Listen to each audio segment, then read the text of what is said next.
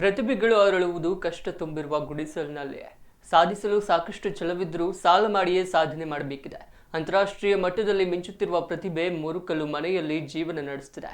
ಧಾರವಾಡ ಜಿಲ್ಲೆಯ ಕಲಘಟಗಿ ಕಾಡನಕೊಪ್ಪ ಗ್ರಾಮದಲ್ಲಿನ ದೇವಪ್ಪ ಎಂಬವರು ಬಾಲ್ಯದಲ್ಲಿಯೇ ಹಾರ್ಮೋನುಗಳ ಏರುಪೇರಿನಿಂದ ಕುಬ್ಜರಾಗಿ ಬೆಳೆದರೂ ಕೀರ್ತಿಯನ್ನ ಆಕಾಶದೆತ್ತರಕ್ಕೆ ಪರಿಚಯಿಸಿದ್ದಾರೆ.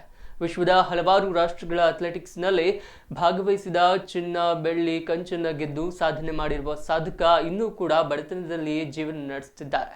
100, 200, 50 ಮೀಟರ್ ಓಟದಲ್ಲಿ ಸಾಧನೆ ಮಾಡಿ ಕುಬ್ಜರ ಅಥ್ಲೆಟಿಕ್ಸ್ನಲ್ಲಿ ಭಾರತದ ಕೀರ್ತಿ ಪತಾಕೆಯನ್ನ ಹಾರಿಸಿದ್ದಾರೆ. ಆದರೆ ಬೆನ್ನು ಬಿಡದೆ ಕಾಡುವ ಬಡತನದಿಂದ ಬಡ್ಡಿಯಲ್ಲಿ ಸಾಲ ಮಾಡಿಯೇ ಸಾಧನೆ ಮಾಡುವಂತಾಗಿದೆ. ಜುಲೈ 28ರಂದು ಜರ್ಮನ್ ದೇಶದಲ್ಲಿ ನಡೆಯಲಿರುವ ವಿಶ್ವ ಕುಬ್ಜರ ಅಥ್ಲೆಟಿಕ್ಸ್ನಲ್ಲಿ ಭಾರತವನ್ನ ಪ್ರತಿನಿಧಿಸಲಿರುವ ಸಾಧಕ ಸ್ಪರ್ಧೆಗೆ ಬೇಕಿರುವ ಹಣವನ್ನ ಊರಲ್ಲಿ ಸಾಲ ಮಾಡಿಕೊಂಡು ಜರ್ಮನ್ ದೇಶಕ್ಕೆ ಜುಲೈ 25ಕ್ಕೆ ಪ್ರಯಾಣ ಬೆಳೆಸಲಿದ್ದಾರೆ. ಈ ಬಗ್ಗೆ ಸರ್ಕಾರ ಹಾಗೂ ಸ್ಥಳೀಯ ಜನಪ್ರತಿನಿಧಿಗಳು ಗಮನ ಹರಿಸಿ ಪ್ರತಿಭೆಗೆ ಆಸರೆಯಾಗುವ ಮೂಲಕ ಪ್ರೋತ್ಸಾಹ ನೀಡುವ ಕಾರ್ಯವನ್ನ ಮಾಡಬೇಕಿದೆ.